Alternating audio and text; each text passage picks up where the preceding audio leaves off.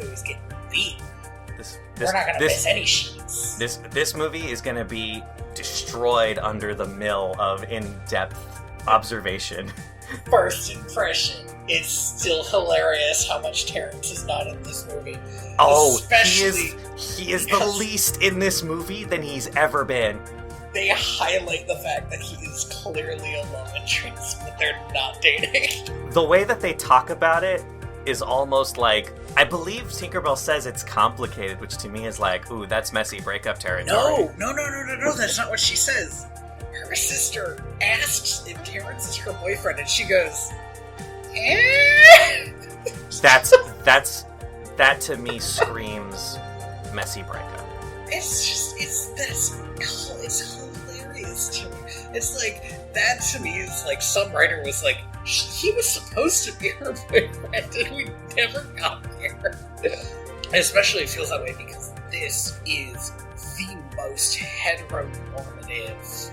Oh my god, Disney fairy movie yet, which wouldn't be so bad, except I'm still baffled about why there are male and female fairies since they don't have kids.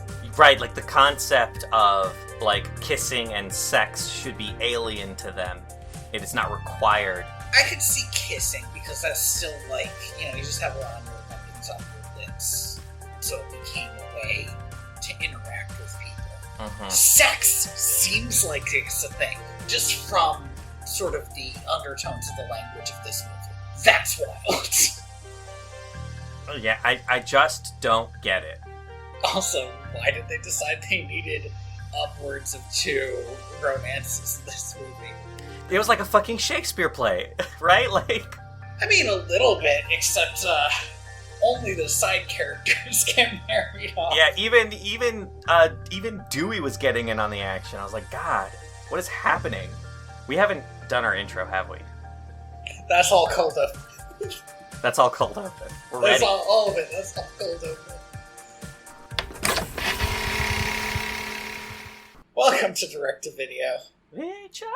VHS, a podcast where we pair movies like fine wine.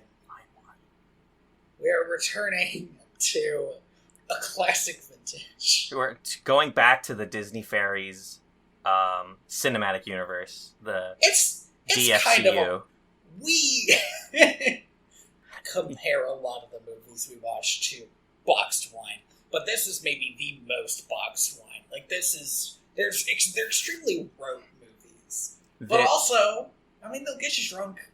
They'll get you there, right? I think, every time... I think maybe people don't give the DFCU its credit for proving that this can be done, that you can just have a bunch of movies that have nothing to do with each other and roughly share the same characters, sort of, between them. 90% of which exist just to show up so you can go, oh hey, it's that character. It's that character. Oh hey, Kristen Chenoweth sounds very southern in this movie for some reason. For some reason, she was like really laying it on. My girlfriend, who this is the first one of these that she has sat down to watch ever. I usually watched these while she was like doing something else. And she was incredibly thrown off by how southern this character was. She was like, I hate her. That's the thing is, I think that's new. I don't remember her being that southern. I remember her being southern, but there was a certain level of like laying it on thick that I was like, this feels a little insulting. Wait. Is she Rosetta? Because if so, it looks like maybe it's somebody It looks like else. they got a new actress. Yeah, maybe that's what happened. Oh my god, they totally did. They got a new actress. Yeah. They got somebody who can vaguely sound like, oh, okay, sorry.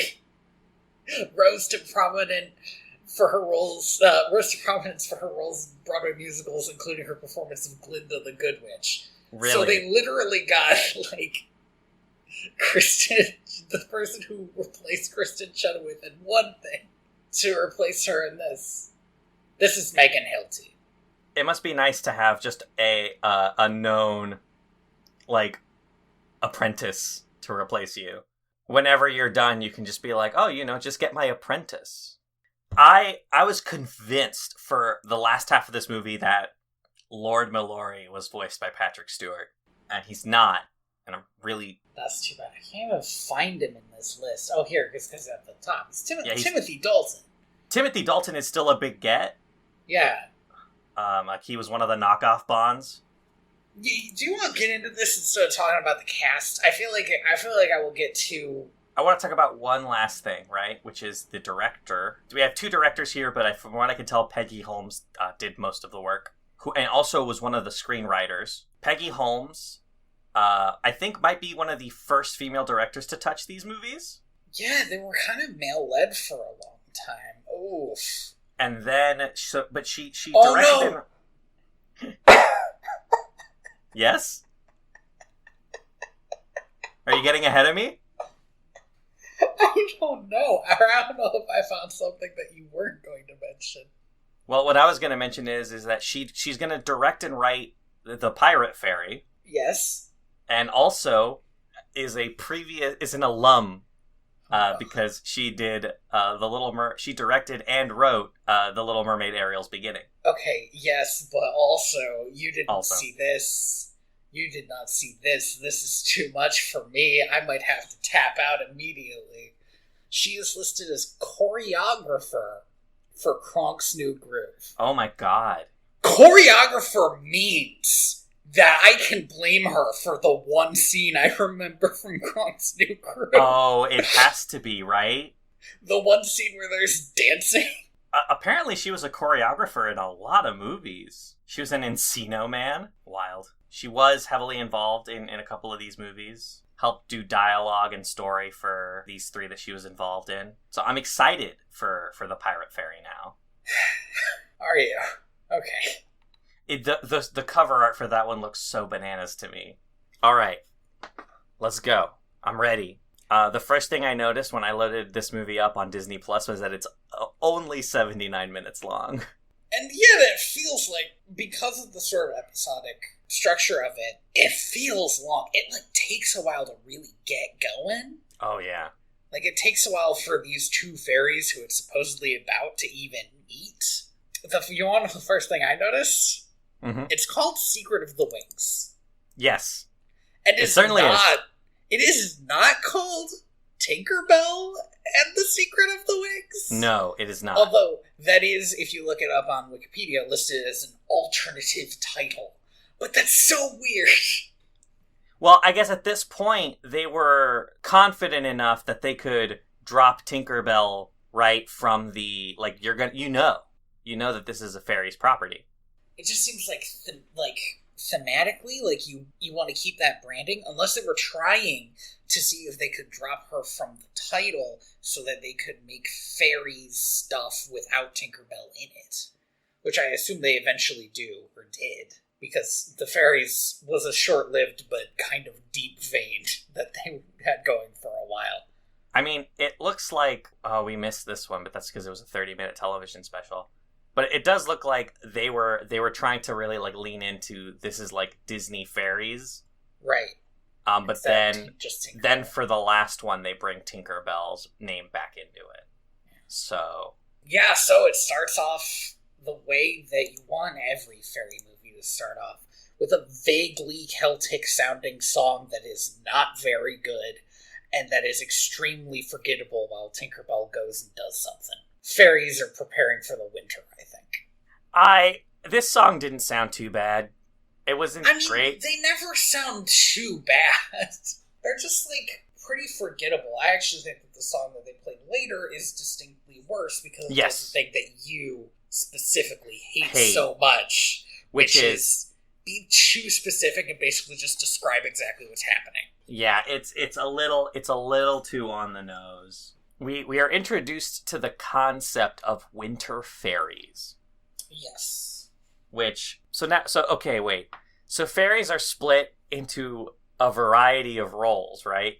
Because you have the fast ones, the flower ones, the light ones, the animal ones, Tinkers, the tinkers, and I feel like I'm missing one. Water. Did you do water? Oh yeah, the water ones. And garden. I think you said flower. Art. Yeah, animal. Okay.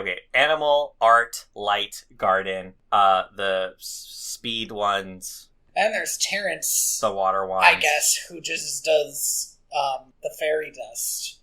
There's a lot of roles. I feel like the more time we spend in Neverland, the more roles fairies get. But the thing is like they're not subdivided into like all these fairies that I've just mentioned all do the same job in spring, summer, and fall. But it seems like we're introduced to the idea that there are other fairies who have to do those jobs for winter.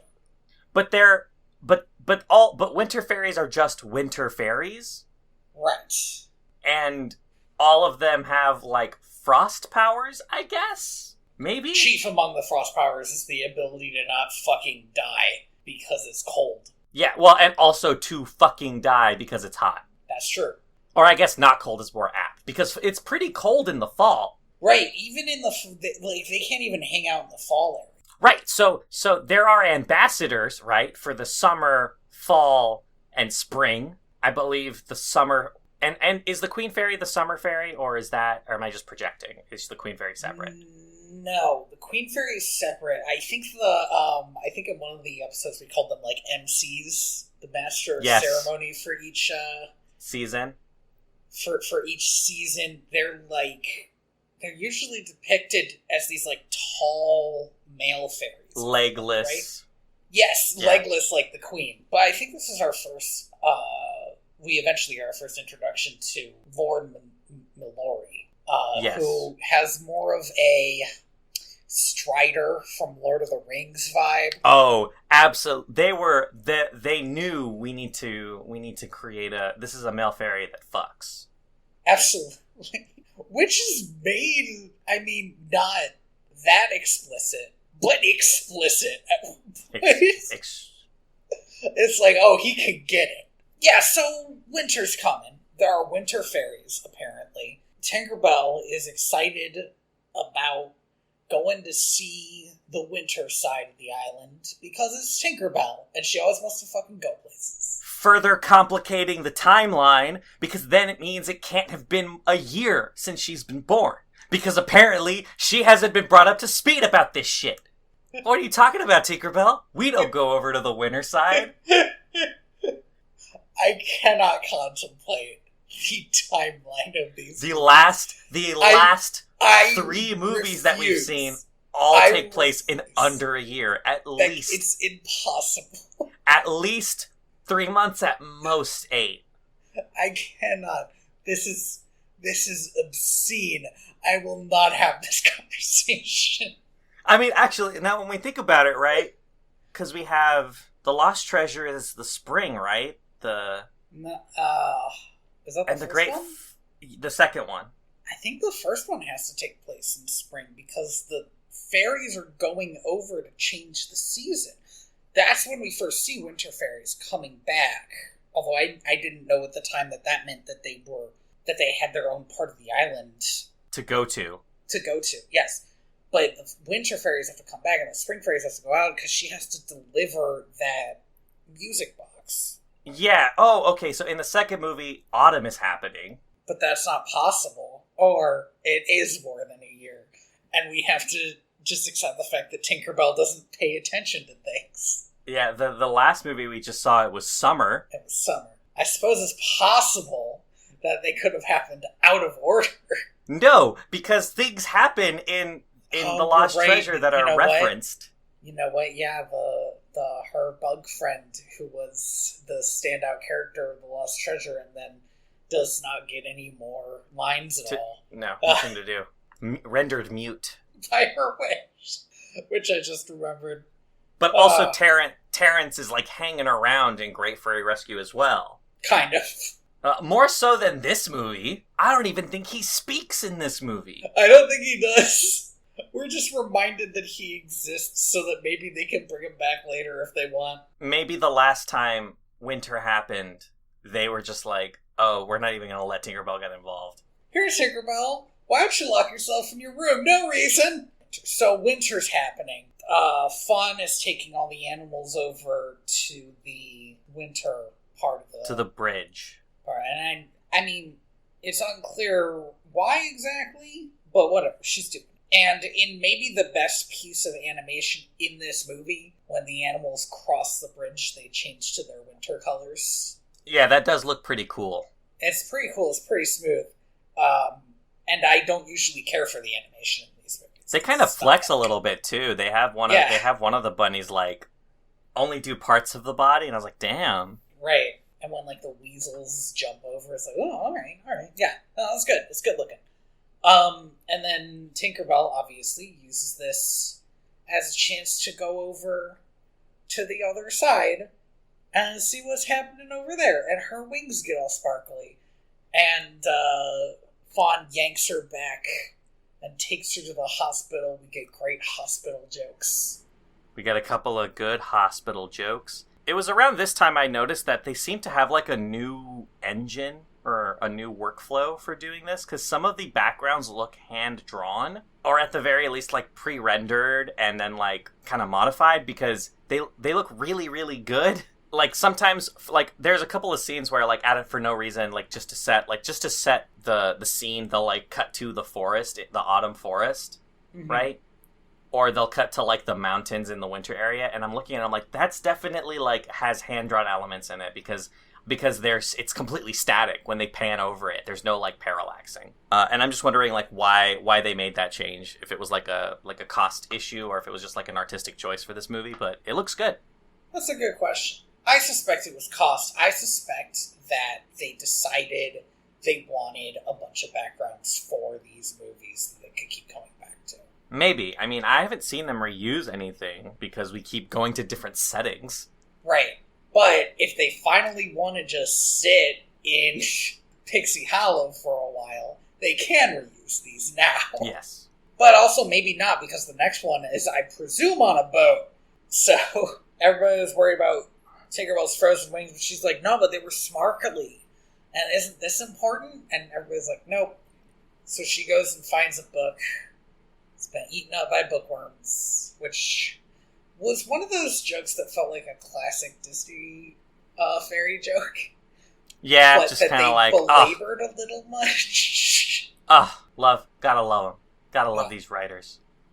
And so she finds out that the keeper, who writes all fairy books, because this is how fairies work, everybody has one job that they do, mm-hmm. who writes all fairies books, is a winter fairy, and she needs to go find him because of the destroyed book.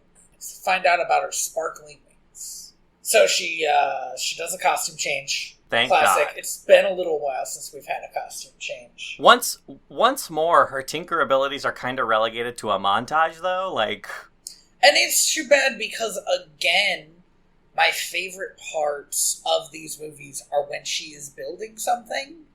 It makes... I don't know if it's because they film it well, or if it's because this is like the one thing that she does that is almost always entirely positive. But I don't know, I just enjoy those scenes, and they never spend a long time on them. They're always like, okay, now time for the next thing. Yeah, I mean, I guess, I don't know. You would think that the one thing you would want to lean into with these movies is like, hey, you know what's cool is like building shit. They sure don't, though. But it feels like, especially after the first movie, it's like, nah. You know what's cool? Finding a man. I guess. But also, it's not cool. In fact, it's against the law. One of my problems with this movie, and this series has had ongoing problems with its idea of, for instance, what the ideal feminine form looks like, in that all the fairies kind of look the same. One of my problems with this movie is that the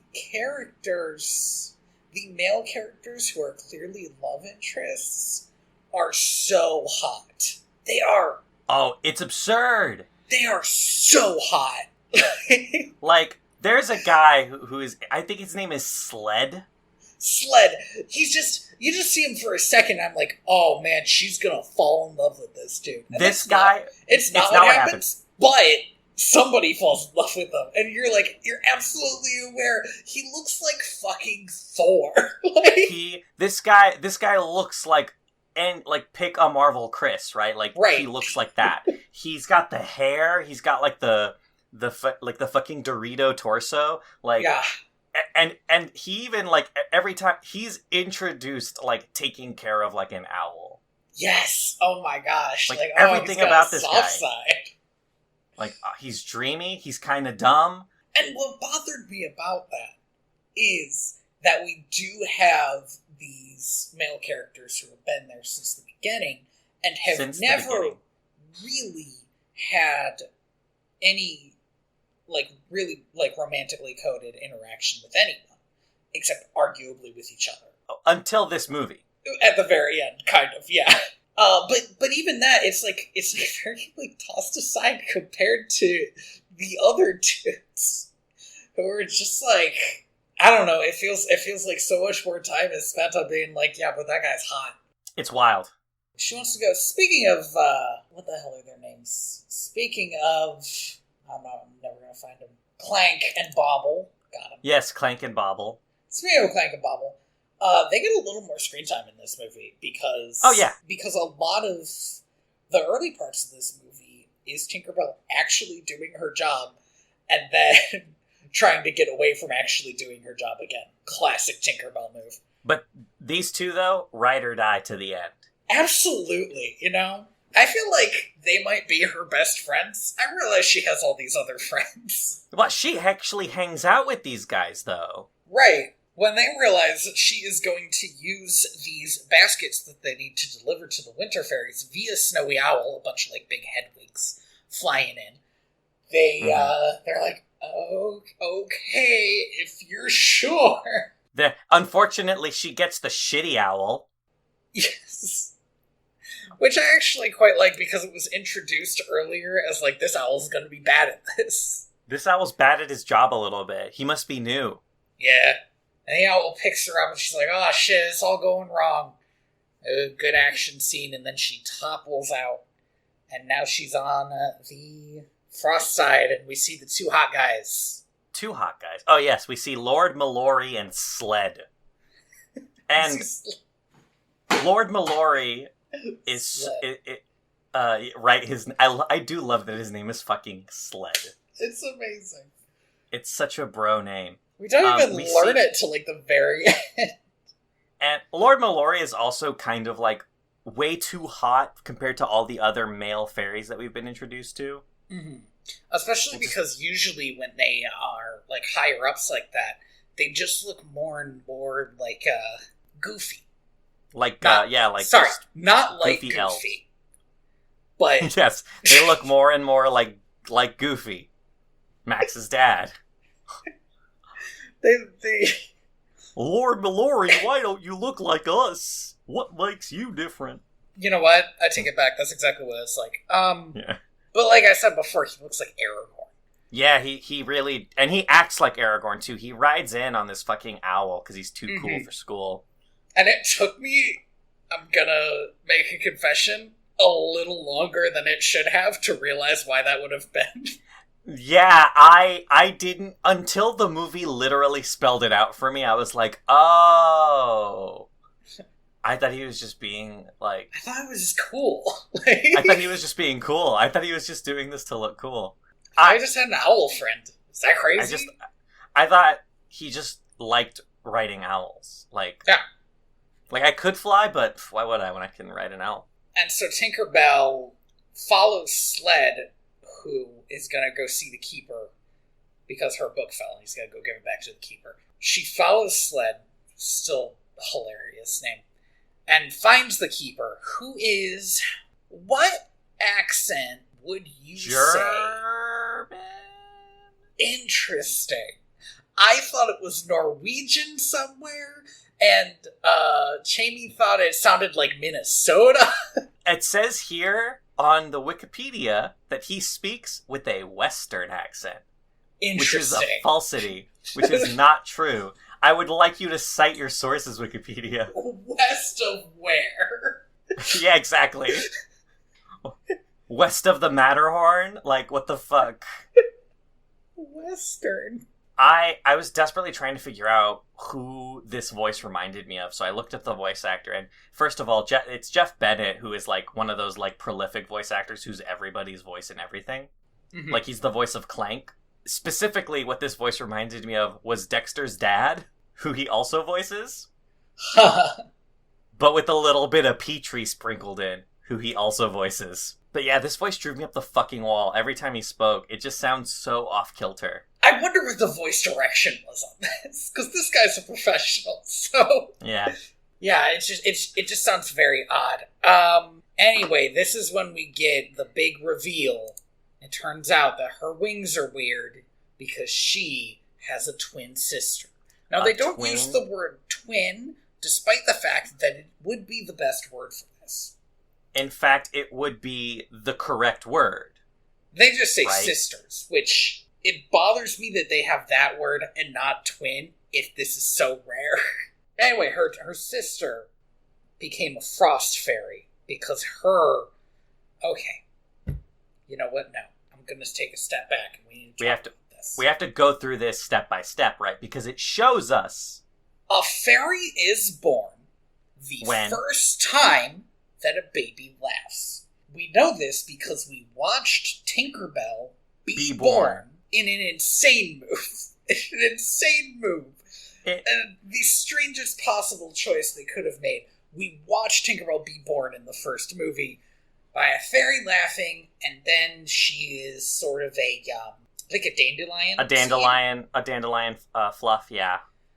Floating along to Fairy Hollow, and when she lands, she is a fairy in like a dandelion fluff dress. And everybody's like, oh my gosh, a new fairy, and she got her tinker job. We all remember that. We've all seen the movies. Turns out that actually, when that happened, there was a second dandelion fluff. Well, no, before that. Okay. Before that, the baby's laugh. Well, yes, the baby's laugh caused the two dandelion fluffs, I guess. It splits into two, I don't even know what to call them, like, energies, which then, like, get their own dandelion fluffs, but one of them is impeded. Know what would have... Hey, as we talk about this, do you know what would have made more sense? If the baby had been a twin? So, this is what I was thinking, right? If there are if two babies are born and they are twins, and both of those babies laugh, probably it would need to be identical twins, right? Yeah, wouldn't you have two identical fairies? Wouldn't they be sisters? Wouldn't they be fucking sisters? Twins? At the least. Yes. I would like that better. That's not what they did. So, what I love about this, though, is it casually, so subtly implies that Vidya's terrible at her job. Because she was the one, part of her job is flying the new fairies back to Neverland on but the she wind. Lost one. And that one got caught in a tree and gets in late and on, like, the other side of the hollow, I guess, so that she ends up being a frost fairy. Mm-hmm. And this is so exciting for them, because they found sisters. Now, for some reason, and I don't know if it was their fault or my fault, but I could not bring myself to really care. I don't know if this was the movie failing to convey this emotion well enough, or me not buying into it, but, I just felt like the whole time these stakes are so low. No, I agree. Nothing in this movie that happens really has any level of, like, urgency until the very end, but by then... Until the very end, where for some reason it ramps up to 100. It ramps up to 100, but you're disconnected, and you're like, well, obviously everything's gonna be okay. Right. We've been walking at a pretty brisk pace, and honestly, I'm not gonna join you on this sprint for the finish line, sorry. Yeah. Right, like, emotionally, you're just not there. Right, because it didn't build it up earlier. Anyway, they're excited because they've found each other, they spend all day together. Tinkerbell gets to meet all the other frost fairies. This is bananas to me, because now we've introduced ourselves to, like, an even bigger cast of characters who I assume are never going to do anything again. That is precisely what I said. I said they have such a huge cast of characters, and they keep adding more I need a fairy war, right? At this point, we have enough characters that we know to have a fairy war. And we can have some of the minor ones die, so you'll still feel something. So you'll feel it. But we meet Spike and Bliss, who I actually, I quite like them. And like their energy was kind of close to Bobble and Clank's. Yes. And like she goes ice skating and enjoys the winter, basically. She's having a great time until, they're comparing things that they have in common. Right. Which I almost feel like could be, like, I feel like that could have been done better. Again, this is almost always my problem with these movies, is that they usually stumble upon a good idea and don't execute it well. For instance, I'm actually fascinated with what twins have in common. Yeah. I think that's amazing. Like, you'll twins separated at birth turn out to have the same favorite food. Or, like, there was a famous one where two twins who did not know each other independently met and married two other twins. Yes. Like, stuff like that. That's fascinating. They don't do it amazingly well. But they start talking about, like, what Periwinkle doesn't know from Tinkerbell's world, basically. But they are, like, comparing interests. Sorry, her name's Periwinkle. Oh, yeah, her sister's name is Periwinkle. I assume it's a joke somehow, but I wouldn't be able to tell you how. Because it's just a flower name, right? Like, right. Yeah, I mean, it comes back because they give her the periwinkle. And actually, one of my favorite delivered lines is when Rosetta gives her the periwinkle and she says, "It's the periwinkle also." It's just like so quietly she says "also." To tell you that, yeah, that's why I thought to give it to you, because it has your name. Because you're also you. Harry, it's you. Look at you. Look at that. What? Here's something that's bananas, right? Is why would you name somebody after a flower that they could never see? I just googled periwinkle to see if it has anything to do with winter or anything, and I can't find nothing. Nothing. No. It's weird. Do you think maybe they just wanted her to be named after a flower that had like inker in it? Yeah, I wonder. But I don't know. It's a bit of a stretch. And it can be kind of like cool colored, like blue. I wonder if that's also why. I do want to stress that her name is Tinkerbell. But her name is Belle. Sorry, her name is Belle. Her name is Belle, and she's a tinker, so she's called Tinkerbell. Which is a little weird because nobody else has a name like that. Come to say it out loud. Nobody calls him Tinker Bob or Tinker Clank. Well, because that's terrible. It's just, they could have not done this, right? You know what? That was entirely possible for them to not do. Yeah, and they didn't give her a name they didn't give Periwinkle a name that was like something, Frost something. What if it's one of those things where, like, after the Great Fairy Extinction... Oh my gosh. Which again has to happen... Because there are no other fairies in Neverland at some point.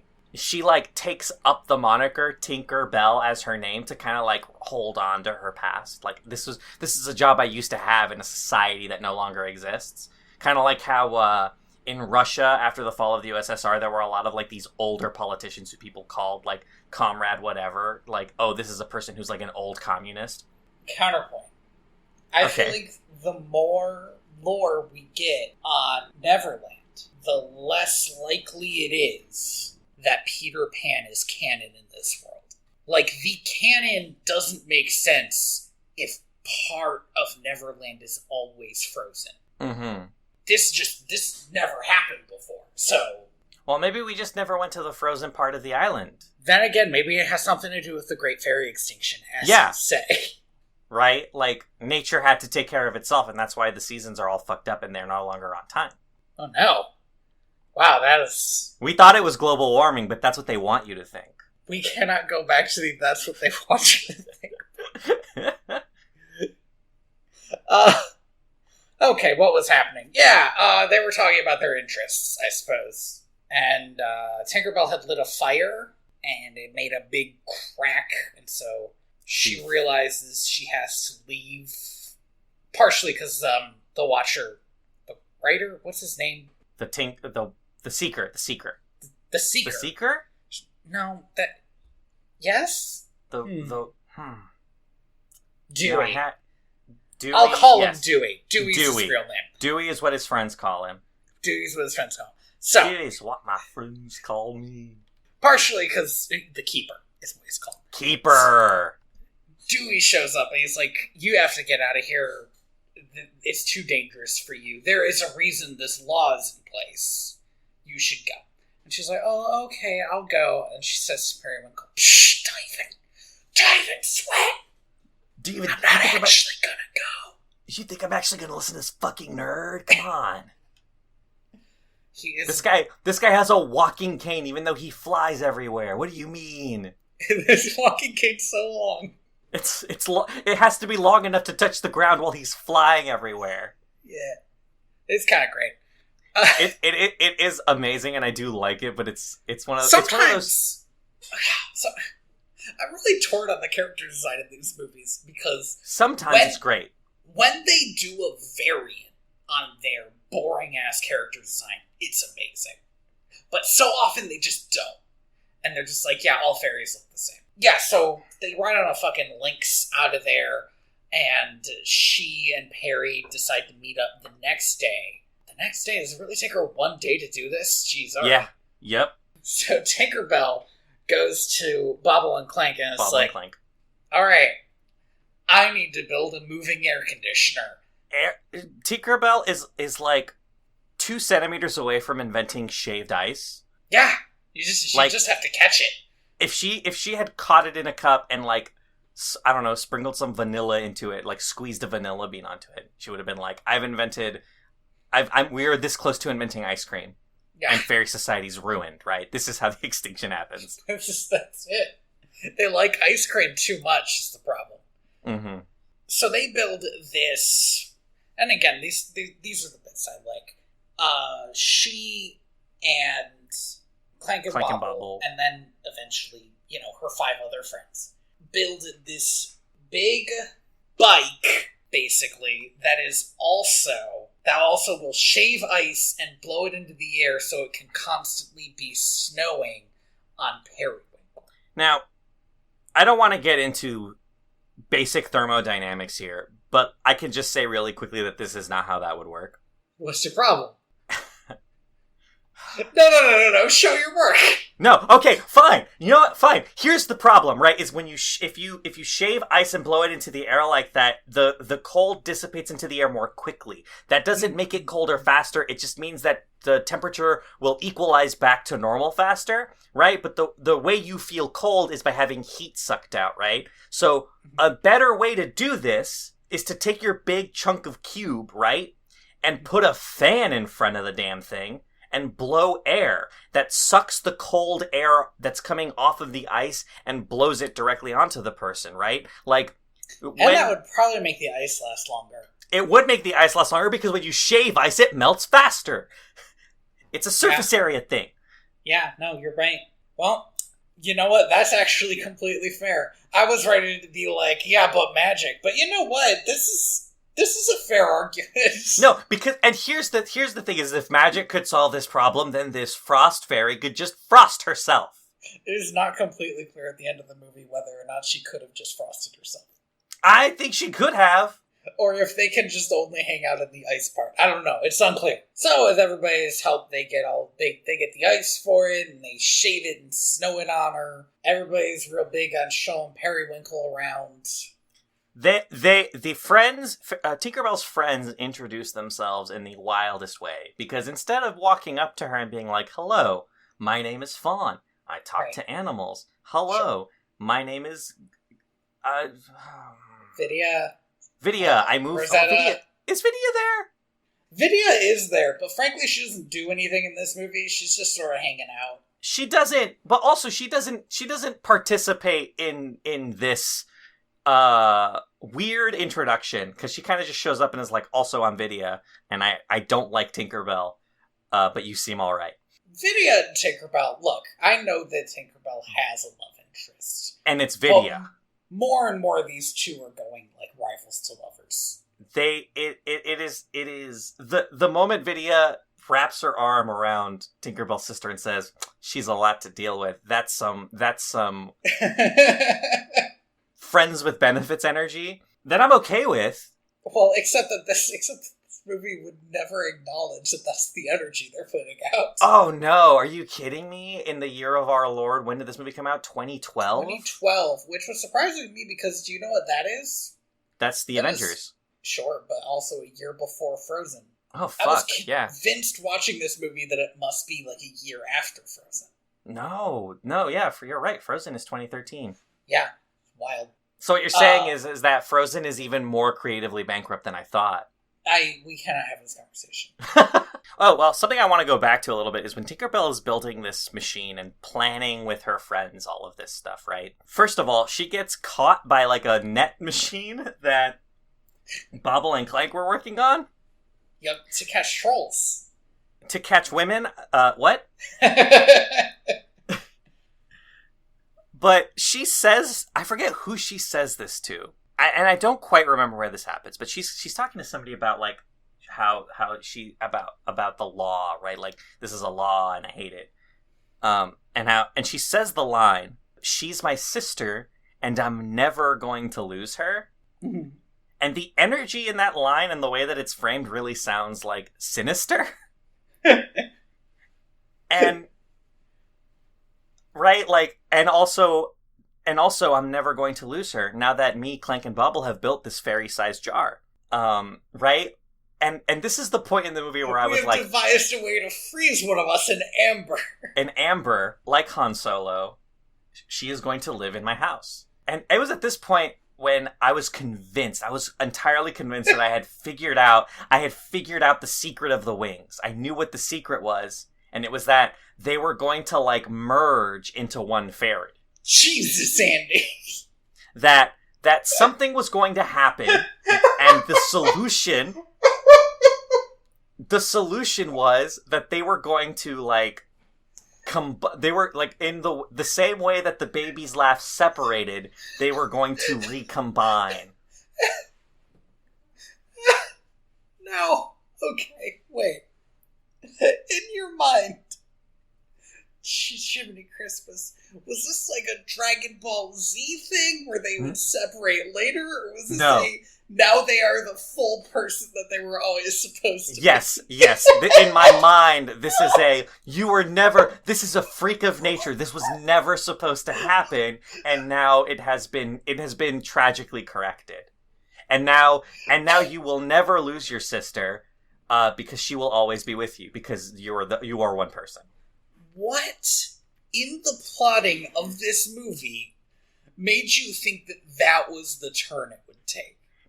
Because this whole she's not allowed to know what the movie's called Secret of the Wings, and I didn't know at the time that had nothing to do with the plot of this movie. Secret of the Wings it seems to be just that since her wings glowed, it means she has a twin. Yes. But also, like, none of the other fairies seem to know this.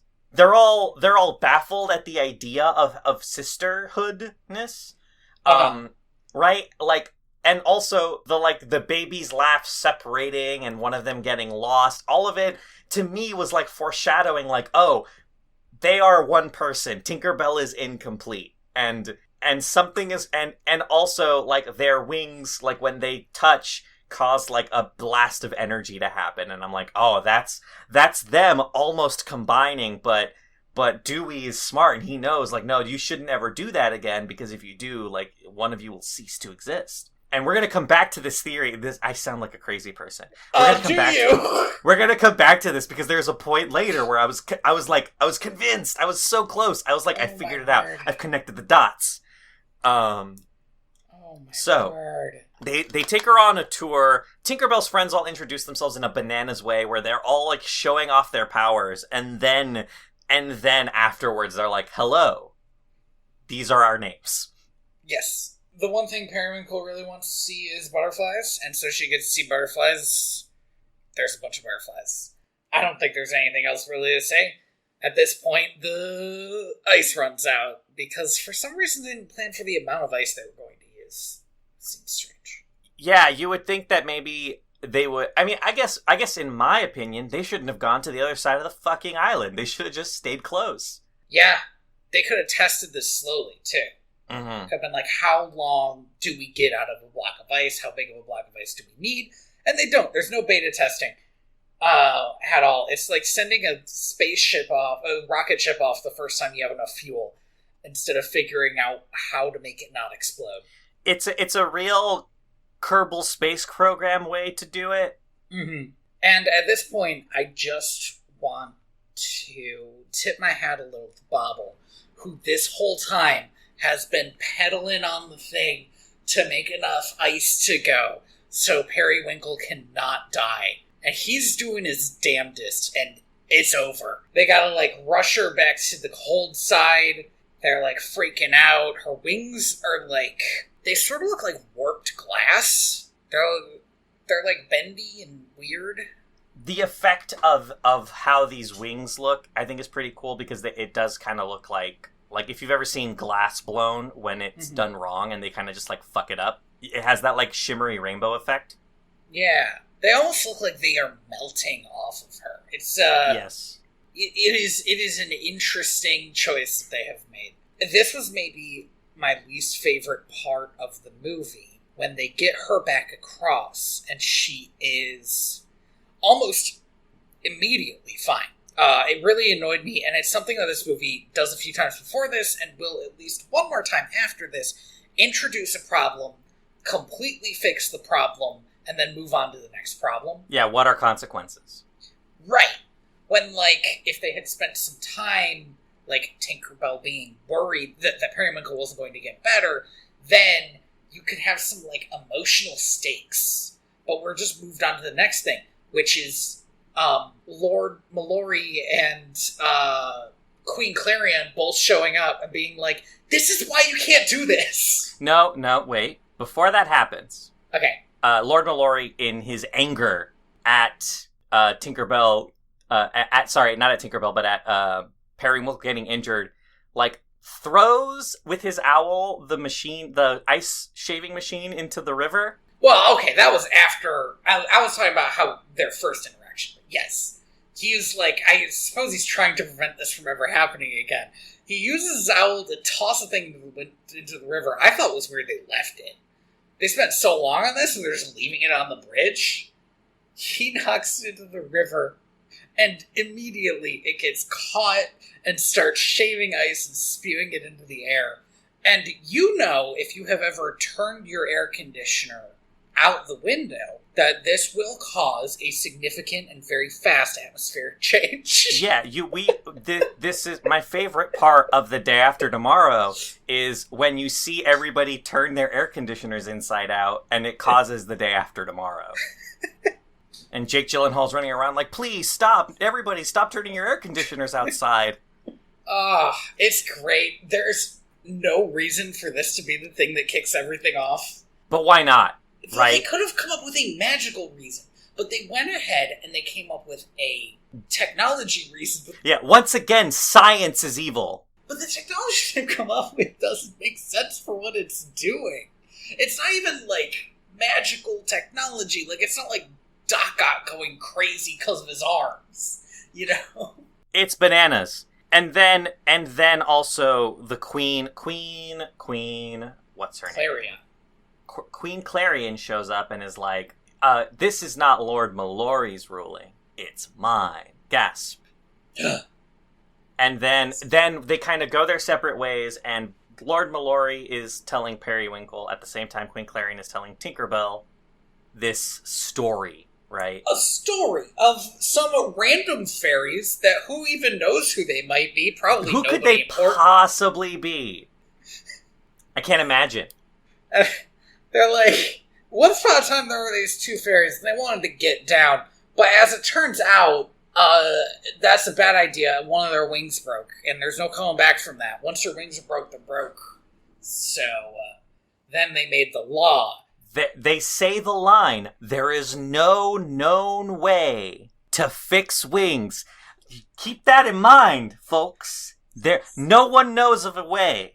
As this is going on, it becomes extremely clear that Lord Mallory is the one with the broken wing, because he wears this like feather cloak and rides an owl, as we've said, and that Queen Clarion is the one who was macking on him. Do you know what bothers me about this? Can I say the thing that bothers me about this? Yeah. Obviously, that's terrible, and maybe that law should be put into place to keep people safe. You know, the same reason why there are statutes about quarantine and stuff, right? Mm-hmm. Personally, though, on a personal level, the worst thing that could have happened as a consequence of this already happened, and therefore, Lord Mallory can go wherever the fuck he wants. Yeah, right? He has nothing to fear. He's already fucked. He's got a broken wing. It doesn't matter if the other wing breaks. Wings don't appear to actually be, like, connected to fairies at all. He's not going to lose any blood. They are purely magical. I mean, apparently it is painful. Oh, I'm sure it's painful. And maybe there is a way to deal with that, maybe there isn't. But I think he should be way more willing to risk it, because it's not going to be an ongoing problem. Like, he's not going to get any worse. Even if he lost his other wing, even if he lost both of his wings fully instead of just one of them being broken, he's never going to fly again. No. Go kiss your girlfriend. Go kiss your girlfriend. Well, and that's the thing that's bananas to me, right? Is like the in my head, right? The story in my head, right? This guy, loses his wings trying to be with his girl, mm-hmm. right? Bold, strong, brave, good for him. Mm-hmm. She passes a law that's like it is illegal for winter fairies to cross into the other season lands because she knows they'll get injured, and vice versa. And now at this point he could be like, well, I'm already fucked. I can just pretend to be like another type of fairy, right? Like it's not like it's like whatever, right? Or she could pass, like, there could be an amendment that's like, obviously lords need to meet sometimes. If you're in charge, you come on over or something. This is... Yeah, go on. But instead, he has to go back, and he has to be in charge of things. And in my mind, it's like, oh, one, she doesn't want to face the fact that she caused this guy to essentially break a limb. Mm. Right? Because it means that he went over to her place, and she never went over to his. So she felt guilty and was like, well, I don't want to look at you and be reminded of this.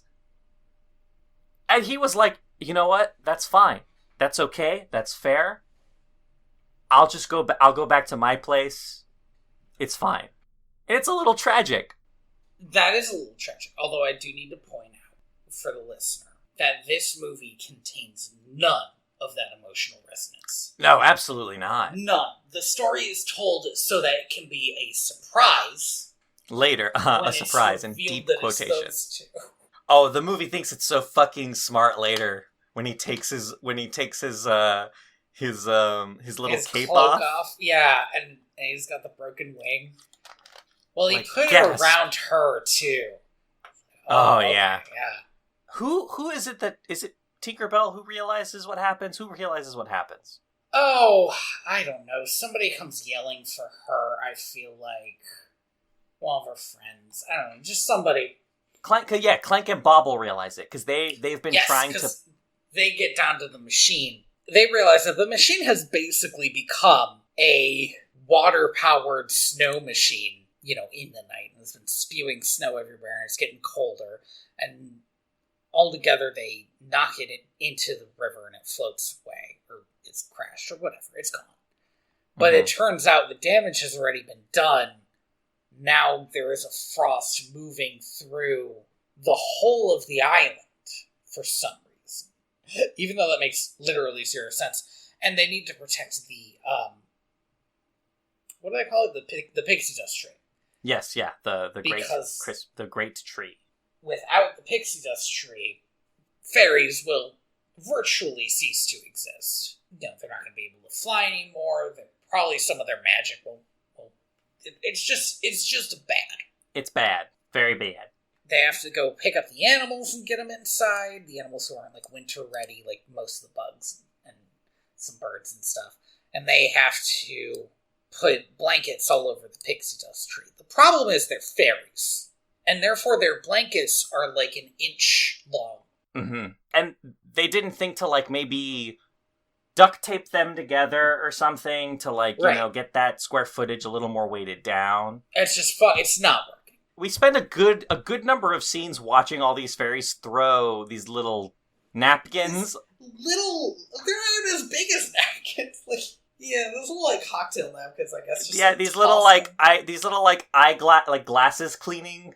Yeah. How about that? You know, right? Like, and they're not even overlapping, right? There's a lot of bare area being left behind. Yeah. And they get, like, blown away in the wind, and it's not working. Yeah, at one point, I think Bobble just comes up and he's like, "It's not working," and I'm like, "Yeah, no shit, dude." Like, Tinkerbell realizes that the Periwinkle froze. Maybe skipped over this. She is a frost fairy. She creates frost, and the Periwinkle is still alive after she put her frost on it. Mm-hmm. And so she realizes that the frost fairies can frost the tree and make it so that it won't die during the big freeze. So she flies over to the cold side, crash lands, and, like, tells Periwinkle her plan. And so now she's got to get all bundled up. Boy, I hope that doesn't come back later. Oh, I really hope so. And go back to the other side. All the frost fairies start coming. And they don't stop coming, and they don't stop coming. And they freeze the tree. Yeah, they freeze the tree. They freeze a bunch of the forest, it looks like. Like, they managed to get enough of them that this is possible. I will say once again, though, they are freezing the tree in such a way that they are leaving a lot of bare spots, but... Look, it works, I guess. It works out. All the fairies are told to go wait inside. Lord Balori tells all the frost fairies to stand guard, although I cannot fathom what they're standing guard against because they're just kind of... so odd. They're just standing facing out like there's going to be, like, a horde of Trojans running toward them or something. But it's just the winter. And it's already cold, and also they've dealt with this before. Like, this is how they live. Yeah, right? And the other fairies are all shivering inside, but then sun breaks. And they think for about a quarter of a second that it didn't work. And then immediately the pixie dust tree starts spewing pixie dust everywhere. And everybody's happy. And then it turns out, Tinkerbell's wing is broken. And there's no way to fix a fairy wing, so I guess that's the end of the movie. Tinkerbell's wing is broken. And as we know, there is no known way to fix. I wish you wouldn't say no. There's no way. I mean, it's impossible, so... It's impossible. We should stop talking about it, I guess. And here's where my genius came in, right? Where I started writing a better movie. Because earlier in the film, we saw that when Tinkerbell and her sister connected wings, like this big blast of magical energy happened, right? Mm-hmm. And I was like, well, she doesn't have to fix her wing, right? Because there's a fairy there with two perfectly good ones, and they're the same person, right? And so when they combine back into the single entity that they were supposed to be, her wing would be fine, and it would heal. We don't use cameras, so I need to tell you that during that explanation, my face wasn't my hands. It made so much sense to me because it would at least be a consequence. Right? No, there are no consequences. It's so weird. The one consequence there is was from building a thing that apparently could create an entire winter. So it turns out when they stand close together and their wings start glowing, Tinkerbell's wing heals. And the one thing about this, as I was looking at it, even though everybody seems to take this and be quite happy about it, and Lord Clarion and No, sorry, Queen Clarion and Lord Mallory start macking. I couldn't help but think, like, he must be a little annoyed, though, right? She broke her wing, and it grew back because she's magic, I guess. And I'm not magic enough. I'm just normal magic, which is still a lot of magic. I am a fairy. But my wing's broken forever. And here's the fucked up thing, right? Is that Lord Mallory's standing over there, and that motherfucker's wings is not getting fixed. And never. Damn, you weren't born with a secret twin brother, were you? Fuck you. Oh, fuck you get I guess. Nothing. He gets nothing. Out. I mean, he gets to mac on the queen. She doesn't even have legs, which again, I don't know, it's not a big deal, but it's weird to me. It's extremely weird how they decided that her dress was so long that she doesn't need legs. Extremely weird. You can kind of see through it, though, right? And it's like there's no legs under there. Maybe, Andy, that was what she decided not to tell the fairies. Yeah, so first, his wing broke, and we were like, no, we can make this work. So I went over there, made sure to cover up my wings, lost both of my legs to frostbite. Oh, and that's what she lost. Exactly. I don't know, you think they would have mentioned it in the story. Much more intense story. Yeah, I feel like they would have mentioned it in the story, right? If she was like, and he lost a wing and she lost her legs. It's like Bear Grylls level. Like, ugh. So we're done. That's it. Yeah. Except that now we know that, fairies can use their frost powers to protect other fairies' wings, and now everybody can go ice skating, and, at least 2 pairs, probably 3 or 4 pairs of fairies can get it on. Confirmed to be dating. We see, just to do a quick recap, we do see Boy Toy Fairy... Sled? Sled, yes. No, Sled, you're right. It is Sled. Okay. Yeah. Sled, we do see Boy Toy Fairy Sled just seek out, apropos of nothing, seek out, what's her name? Rosetta. Blossom? Rosetta, and just be like, hey, I'm attractive, you're attractive, maybe we can make this work. Right. That's basically what he says. She's head over heels. She, melts. Literally. In a way that is, that to me read, extremely as sexual attraction. Oh, absolutely, right? Well, it's just so weird in a movie that is explicitly for, 5-year-olds. Yeah, right?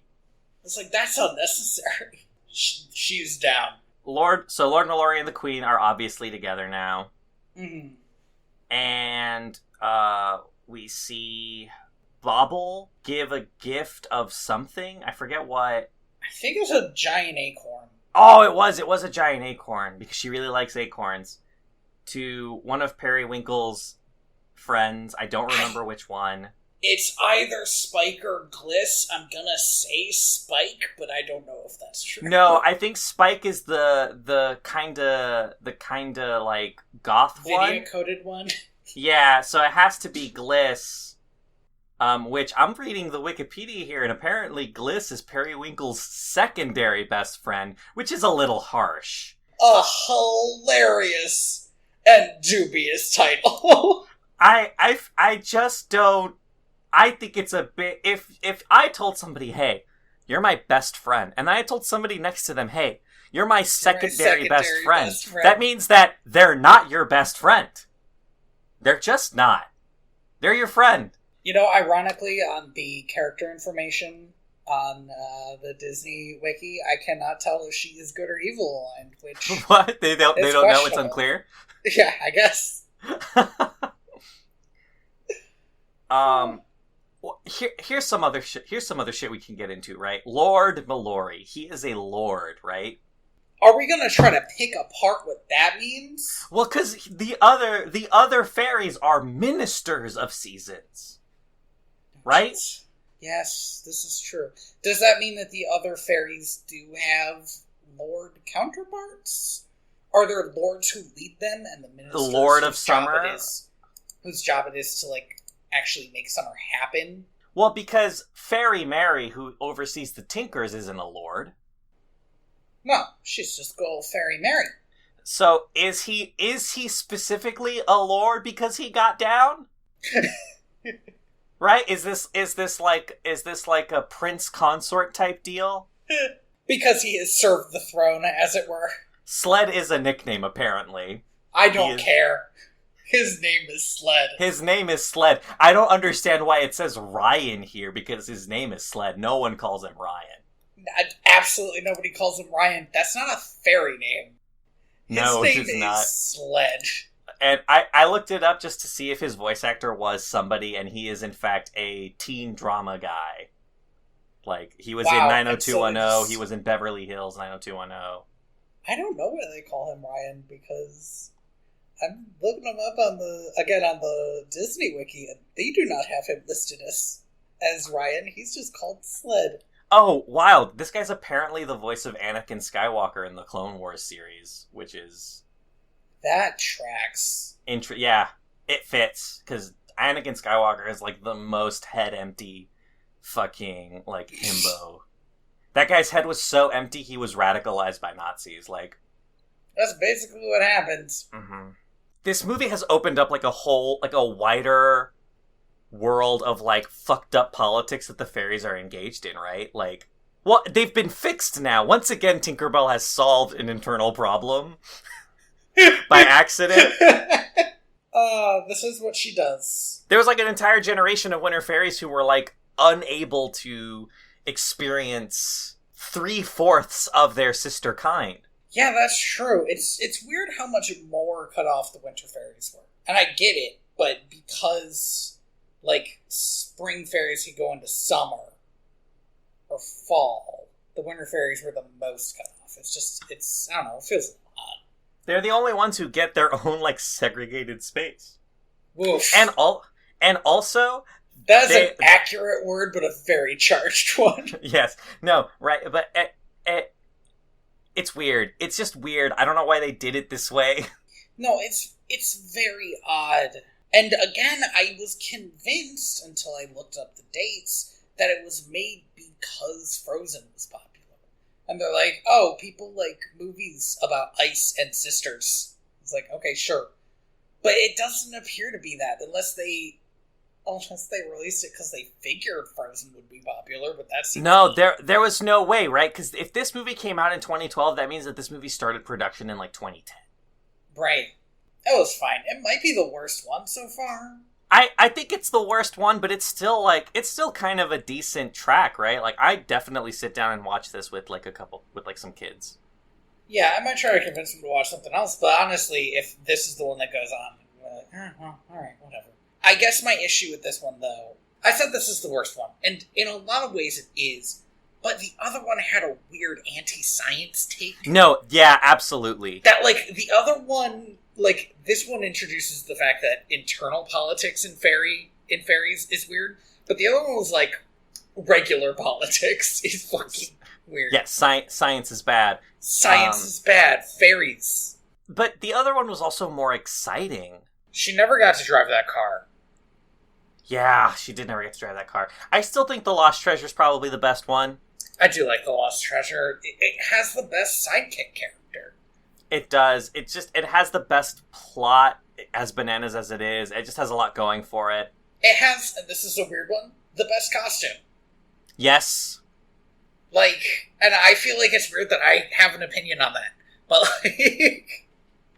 And also, it has a solution to the problem that is entirely, like, Tinker-related. Yes, she has a problem. She tries to fix it with magic. That doesn't work, and eventually she gets to, how can I use, like, the physics of light to make this problem better? To make this problem go away. To turn the problem itself into a solution. Into a solution. Now, from now on, we break this thing. Yeah. I would say this is like kind of the last end of two movies that kind of felt like a dip, right? Like, or at least a leveling off. But yeah, and I don't know if they're going to pick up again with the next one. Well, that's the thing, is from what I've heard, the last two are the big ones. They're the ones that everybody talks about. Right? When we started this journey, Yes. the only one that I had heard of was the last one, Legend of the Never Beast. Never Beast, yeah, that's it. The something Beast, I need that. And when I found out it was the last one, I was like, oh shit. It's gonna be kind of a trudge. But so far it's been nice, and I feel like these last two are definitely going to hit probably the hardest and the weirdest. Yo, dog, I think that's Captain Hook on the poster of Pirate Fairy. I mean, are you looking at the same poster that I was looking at? Because that is an off-model Captain Hook. If so, is it before he lost his hook? Like, what's happening? I don't know. I'm excited for this one, though. So I have a question. Are we gonna Yes. watch the Pirate Fairy next time? I'm down to keep going. Do you want to ride this out until the end of the series? I feel like we might as well, right? Like, I want us to finish these movies because at some point next year, a new Peter Pan movie's coming out. Oh, jeez. And I want us to have these happy memories. Because It's okay. My Disney Plus recommendations, man. They're gonna get so weird. Dude, mine are already bad. I've actually been using my little brother's account, because his are already kind of all over the place. Why? I should just use the kids one. I should just click kids, which it automatically gives you, and be like, yes, I am a child watching this fairy movie. Shut up. What you do is what I do, which is I make what I used to do actually is I would make a separate account that's like, me, this is what I want to watch for my own time, and then like bullshit, which is like just like I don't want this to mess with my algorithm. Right. That's the true secret Of the wings. of the week. Brought it back! Thank you for listening to the Rex video. VHS? I have been your host, Tony Bautista. I have been your host, Andy Reyes. You can find me at DearBess on Twitter. I don't know why that took so long to say. And my website is inspiredbytrue.org. Yeah, you can find me on Twitter at royalty_mounts. You can also find me at my other podcast. What is it called? Time Honored Pictures. Time Honored Pictures. Yeah, that's it. Time Honored Pictures forget. at Only Andy forgot. at Time Honored Pictures at timehonoredpictures.com. I am still kind of under the side effects of the juice, so I'm not. But yeah, go check that out. If you want to hear me grow angry, that's where you go. That's westerns, huh? The fun genre. Oh no, friend. Things are about to get worse. I cannot see how at this point. No, it's fine. I think that one might be the worst one for now. Come on down to direct2.video. We got other stuff. I don't remember what I say anymore. Yeah, well, I think what we say is, I used to have a list. thank you for listening. We would also like to thank Lee Rosevier for the album for the song Planet E off of Trappist 1. Correct. Yeah! And if you liked this episode or any of our episodes, go rate us on your podcatcher app. 5 stars. 5 stars. Don't give us 5 stars, Richard. I would rather you give us 1 star than 4 stars. You know, if something bothers you, just go all the way. Yeah, I'm the ghost of John Smith. I'm internet dead.